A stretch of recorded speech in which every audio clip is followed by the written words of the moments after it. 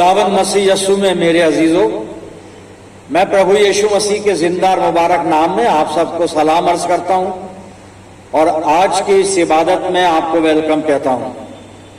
प्रियजनों, मैं निरंतर आपके लिए प्रार्थना करता हूं कि प्रभु के आशीष, प्रभु का अनुग्रह हमेशा आपको सुरक्षित रखे। परमेश्वर का धन्यवाद करते हैं आज की संगति के लिए और आज जो मेडिटेशन के लिए खुदा बाप ने मुझे कलाम दिया है। पुराने नियम में से यहोशू की पुस्तक को आप खोल लें, the book of Joshua chapter 7 and verse 6 to 9। यहोशू की पुस्तक 7 अध्याय 6 से 9 पद में आपके सामने पढ़ रहा हूं। आप अपनी बाइबल में देखें। तब यशू और सब इस्राएली, यशू ये यहोशू ही है, मैं उर्दू की बाइबल पढ़ रहा हूं तो यहाँ यशू लिखा है। तब यशू और सब इस्राएली बुजुर्गों ने अपने अपने कपड़े फाड़े और खुदावन के अहद के संदूक के आगे शाम तक जमीन पर औंधे पड़े रहे और अपने अपने सर पर खाक डाली। और यशू ने कहा, हाय ऐ मालिक खुदावन, तू हमको अमोरियों के हाथ में हवाले करके हमारा नाश कराने की खातिर इस कौम को यरदन के इस पार क्यों लाया? काश के हम कनायत करते और यरदन के उस पार ही बोदुबाश करते। आए मालिक, इस्राएलियों के अपने दुश्मनों के आगे पीठ फेर देने के बाद मैं क्या कहूं? कनानी, क्योंकि कनानी और इस मुल्क के सब बाशिंदे ये सुनकर हमको घेर लेंगे और हमारा नाम जमीन पर से मिटा डालेंगे। फिर तू अपने बुजुर्ग नाम के लिए क्या करेगा? खुदावन की बड़ी बरकत उसके पाक कलाम के पढ़े जाने और सुने जाने पर हो। आमीन। आइए दुआ करें। खुदावन मसीह यीशु में प्यारे आसमानी बाप, बड़े अदब के साथ हलीमी और फिरोतनी के रूह में होकर हम सब तेरे बच्चे तेरे पास कदमों पर सरनिगो हैं। आसमानी बाप, तूने ये समय हमें दिया है, तेरे जीवित वचन पर मेडिटेशन करें। हमारी विनती है, हम में से हरेक को पवित्र आत्मा का अभिषेक प्रदान कर कि हम पाक रूह की रहनुमाई में होकर तेरे पाक कलाम के भेदों को समझ सकें। होने दे प्यारे खुदावन, ये वचन रूपी बीज हमारे दिल की जमीन में जड़ पकड़े और हमारी जिंदगियों में बहुत सा फल लाए। पिता परमेश्वर, जब हम तेरी संगति में हैं तो हमारी इल्तिजा है कि हमारे चारों तरफ अपने पाक फरिश्तों की सेना का बाड़ा बांधना कि शैतान हमें किसी भी तरह से दखल ना दे पाए। प्यारे खुदावन, जब हम तेरे पाक मज़बे पर से उठकर अपने घरों को रुखसत हों तो तुझसे बहुत सी आत्मिक आशीषें लेकर जाएं। परमपिता परमेश्वर, अपनी जिंदगियों को तेरे अधिकार में देते हैं। कलाम के द्वारा हमसे बात कर प्रभु। हम इस प्रार्थना को तेरे प्यारे बेटे अपने उद्धारकर्ता खुदावन यीशु मसीह के जिंदा और मुबारक नाम के वसीले से मांगते हैं। सुन और कबूल कर ले। आमीन।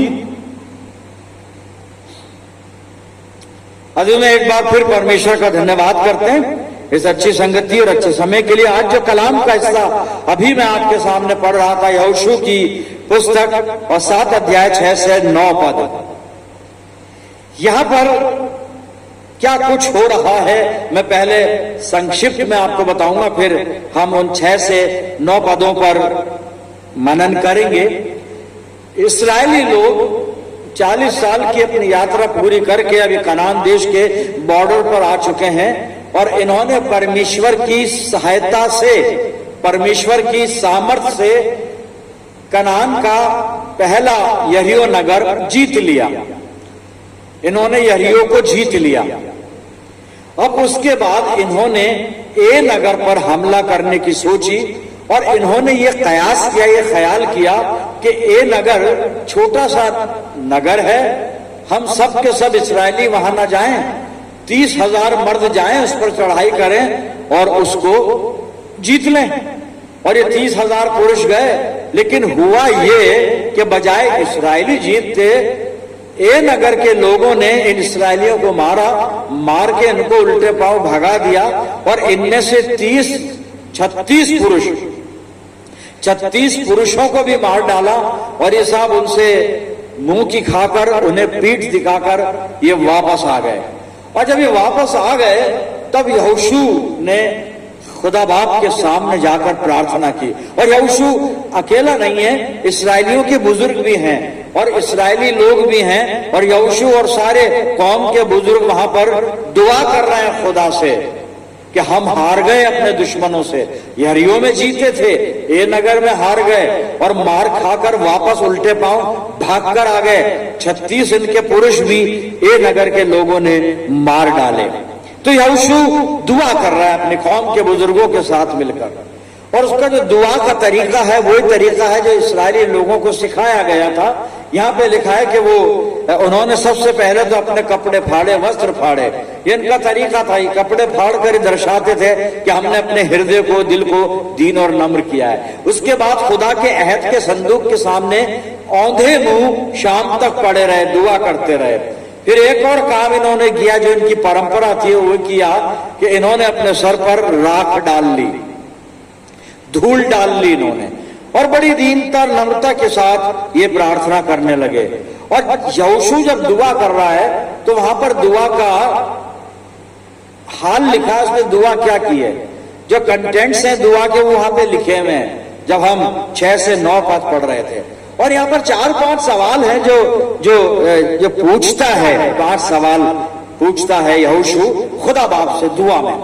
और पहले तो पूछ रहा है कि हाय प्रभु, तू हमें यरदन के पार क्यों लाया, हमें क्यों लेकर आया।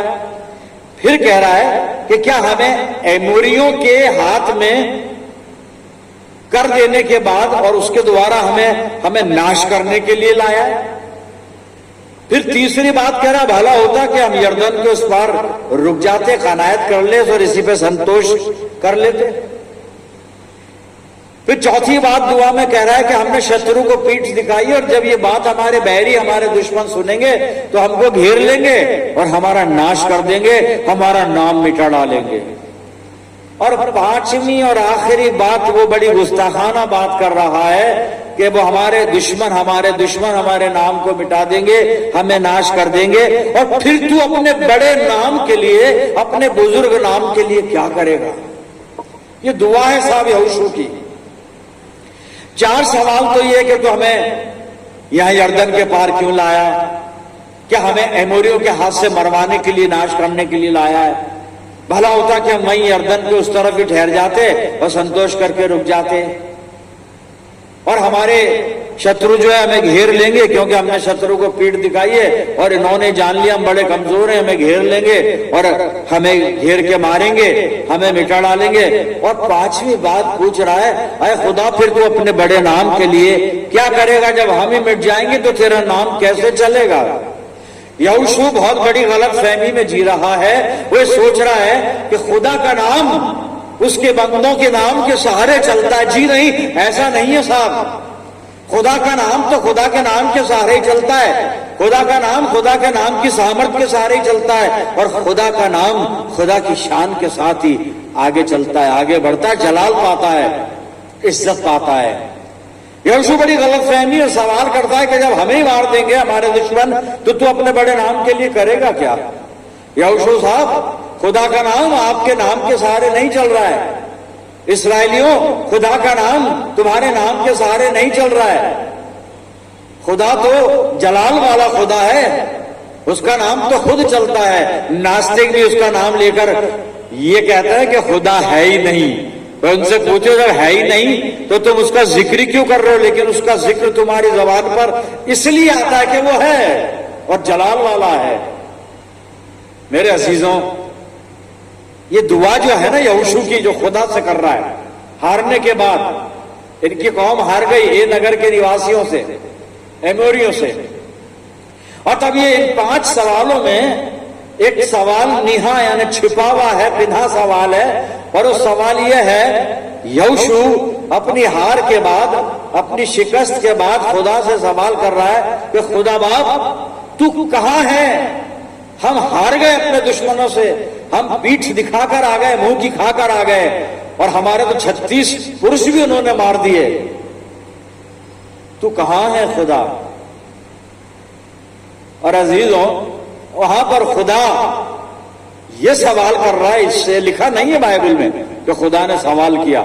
लेकिन आगे मैं कुछ पद पढ़ने जा रहा हूं, वहां पर ये सवाल है जो मैं अब बता रहा हूं, पहले बता रहा हूं। जब यहोशू से पूछ रहा है ना, 5 सवालों में एक छुपा हुआ सवाल ये है, खुदा से किया गया है यहोशू के द्वारा। यहोशू पूछ रहा है, खुदा तू कहां है? तो खुदा पूछ रहा है, यहोशू तू कहां है? इस्राएल कहां है? तुम्हारी कौम कहां है? बाज़ाहिर यहां पे अल्फाज ये नहीं लिखे बाइबल में, आप ढूंढना मत कि ये कहां लिखा है कि खुदा ने पूछा। खुदा आगे पूछेगा चलकर, मैं बता रहा हूं आपको, मैं आपको वहां लेकर चल रहा हूं जहां पर ले जाना चाहता हूं। मेरे अजीजों, यहोशू इस दुआ के अंदर खुदा से सवाल कर रहा है, तू कहां है? तू कहां पर है? लेकिन खुदा ने इससे सवाल किया कि तू कहां है? तू कहां है? कई बार हम भी अपनी जिंदगी में नाकाम होने के बाद, परेशान होने के बाद, बीमार होने के बाद ऐसे सवाल करते हैं, बेतुके सवाल करते हैं, खुदा तू कहां है? खुदा वही है जहां उसको होना चाहिए। मेरे अजीजों, हम सवाल खुद से करें कि हम कहां हैं, क्योंकि यहोशू इस दुआ में यही गलती कर रहा है, खुदा से पूछ रहा है तू कहां है, और खुदा इससे पूछता है तू कहां है? अपनी बता। अभी आगे चलकर कलाम खुद हमें समझा देगा, खुलासा हो जाएगा। मेरे अजीजों, खुदा ने इसको जवाब दिया आगे चलकर, लेकिन उससे पहले मैं बता दूं, यहोशू को यह दुआ करनी नहीं चाहिए थी। कई बार हम दुआ करते हैं बिना सोचे, बिना समझे और बिना तैयारी के दुआ करते हैं। दुआ का जो तरीका है उसके बिना दुआ करते हैं। दुआ हमारी कबूल हो उसका जो तरीका है, उस तरीके के बिना दुआ करते हैं। यहोशू यही कर रहा है।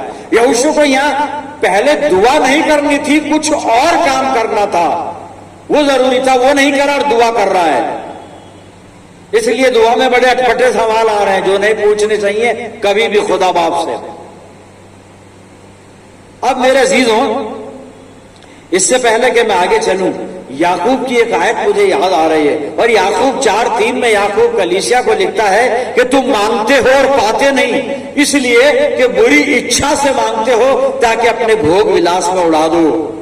कई बार हमारी दुआओं का जवाब नहीं मिलता क्योंकि हमारी दुआओं में हमारी नीयत खराब होती है, हमारी इच्छा अच्छी नहीं होती, बुरी इच्छा से मांगते हैं। और बुरी इच्छा ये होती है कि अपने भोग विलास के लिए मांगते हैं, इसलिए दुआएं कबूल नहीं होती, क्योंकि दुआ में पाकीज़गी नहीं होती, अच्छी नियत नहीं होती, नेक नियति से हम दुआ नहीं करते। यहोशू यही कर रहा है। तो फिर आगे चलकर खुदा ने यहोशू को रोका दुआ करने से। खुदा बाप, आप एक दुआ करते हुए इंसान को रोक रहे हो, वो बेचारा सर के बल, मुंह के बल औंधे पड़ा है आपके ऐत के संदूक के सामने, आप उसकी दुआ में डिस्टर्ब कर रहे हैं, आप उसको रोक रहे हैं। मैं बताऊंगा कैसे रोका खुदा ने। वो दुआ कर रहा है, अच्छी बात है, हम दुआ करते हैं अच्छी, हम यही समझते हैं दुआ कर रहे हैं, अच्छा कर रहे हैं, लेकिन हमें ये नहीं मालूम होता कि दुआ गलत तरीके से कर रहे हैं जो यहोशू कर रहा है।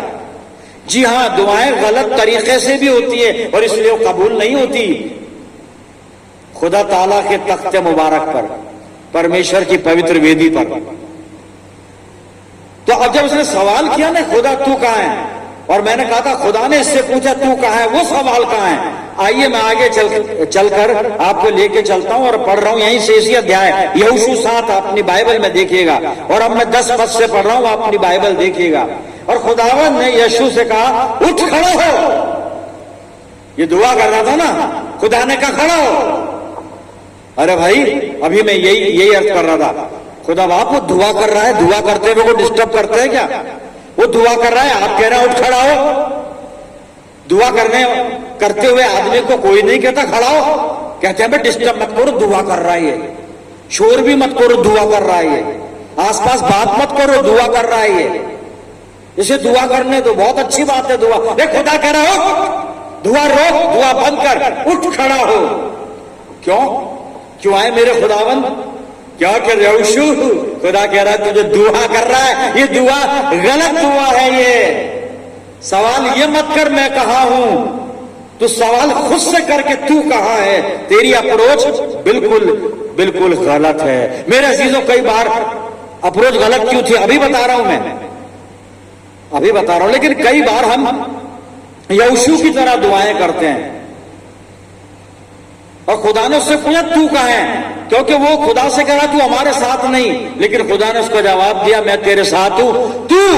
तू मेरे साथ नहीं है, तेरी कौम मेरे साथ नहीं है, तुम्हारे ख्यालात मेरे साथ नहीं है, तुम्हारा डेडिकेशन मेरे साथ नहीं है, तुम अपने डेडिकेशन से हट गए हो। आगे अभी बाइबल बताएगी हमें कैसे हटे थे वो, कैसे हटे थे, बताएगा कलाम हमें।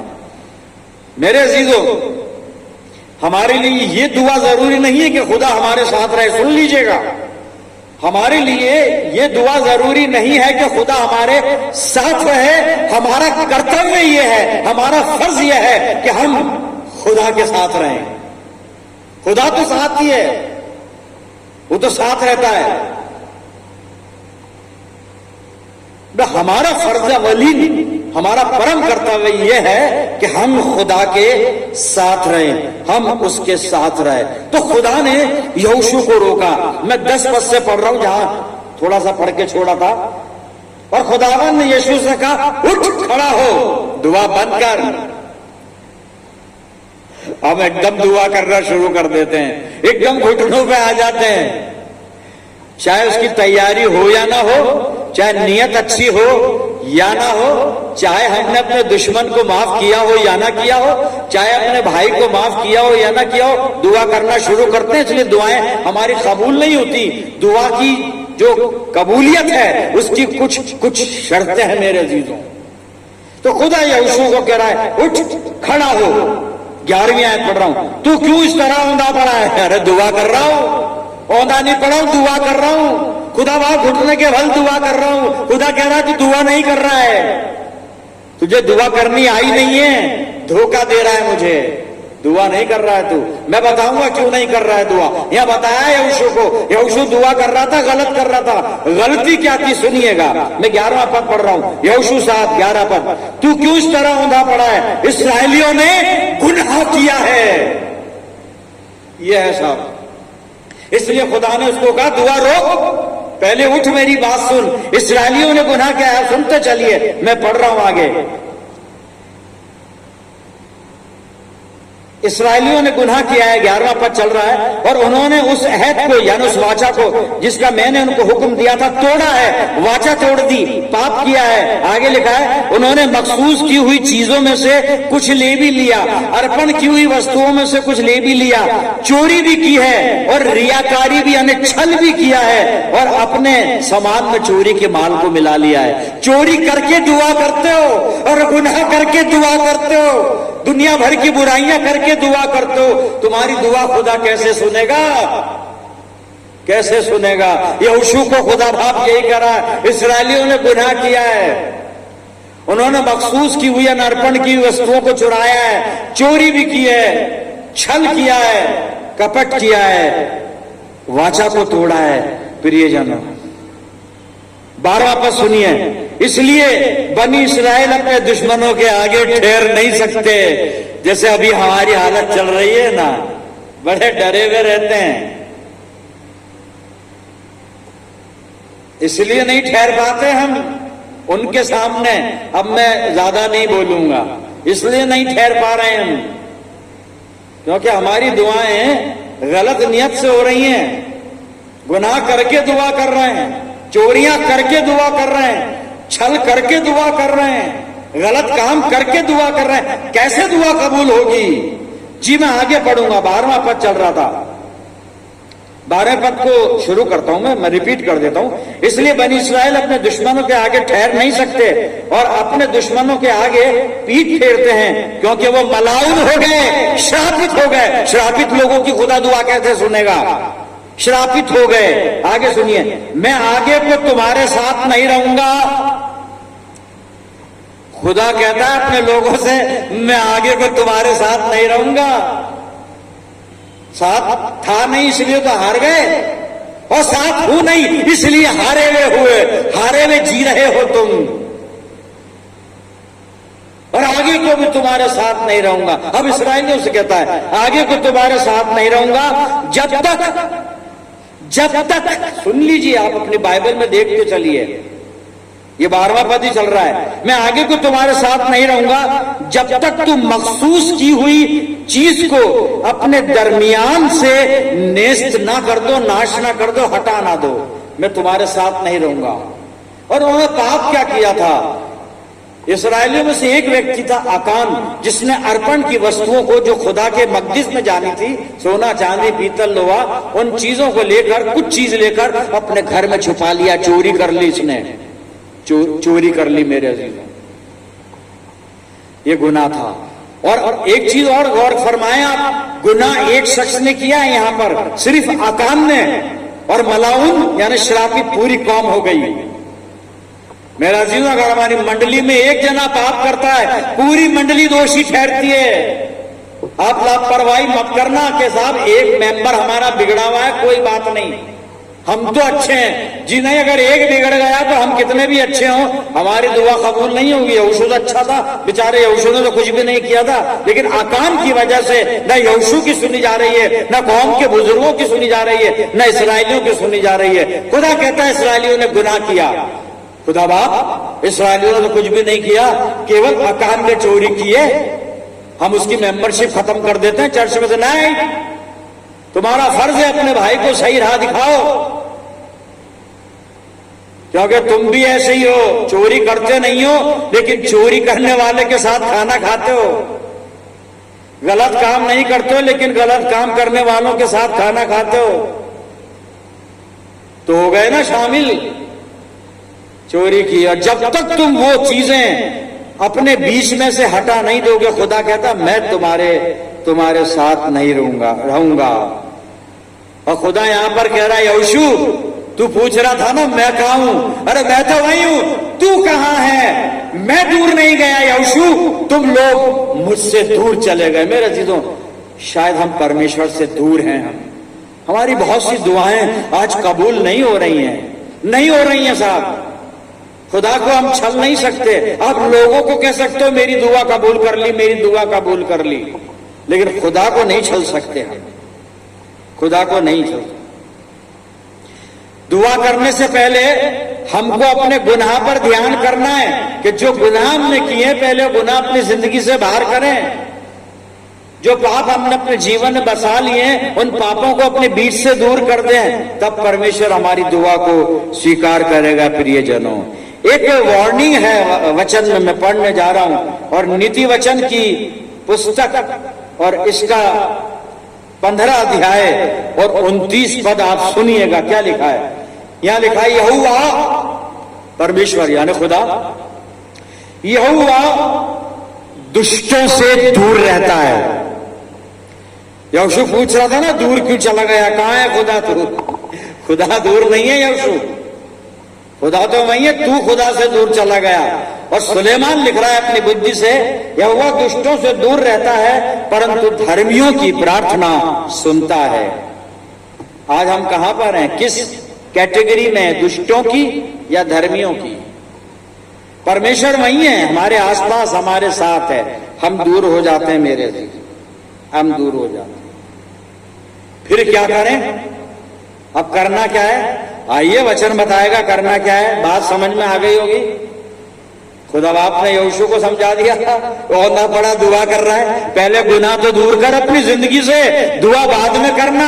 हम गुनाह नहीं हटाते अपने जीवन से, दुआएं करते हैं, दुआओं पे दुआएं करते हैं, दुआओं पे दुआएं करते हैं, और पाप हमारे जीवन में बना रहता है, दुआ स्वीकार नहीं होती साहब। तो हमें परमेश्वर के साथ साथ रहना है। और मैं एक हवाला पढ़ रहा हूं, दूसरा इतिहास 15 अध्याय 1 और 2 पद सुनिएगा। तब परमेश्वर का आत्मा ओदेद के पुत्र अजरिया में समा गया, और वो आसा से भेंट करने निकला और उससे कहा, हे आसा और हे सारे यहूदा और बिन्यामीन, मेरी सुनो। सुनना क्या है साहब? जकरिया जो कह रहा है, अजरिया, सॉरी जकरिया नहीं, अजरिया नाम है। अजरिया जो कह रहा है, सुनिएगा।